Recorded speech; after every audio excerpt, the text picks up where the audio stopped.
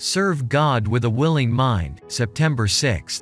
Consecration requires decisions. Know thou the God of thy father, and serve him, with a perfect heart and with a willing mind. For the Lord searcheth all hearts, and understandeth all the imaginations of the thoughts. 1 Chronicles chapter 28 verse 9. In order for us to reach this high ideal, that which causes the soul to stumble must be sacrificed.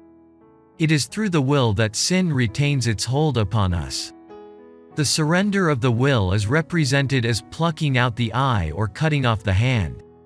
Often it seems to us that to surrender the will to God is to consent to go through life maimed or crippled. But it is better, says Christ, for self to be maimed, wounded, crippled, if thus you may enter into life. That which you look upon as disaster is the door to highest benefit. Only through the surrender of our will to God is it possible for Him to impart life to us. Only by receiving His life through self-surrender is it possible, said Jesus, for these hidden sins, which I have pointed out, to be overcome. If you cling to self, refusing to yield your will to God, you are choosing death. To sin, wherever found, God is a consuming fire. If you choose sin, and refuse to separate from it, the presence of God, which consumes sin, must consume you.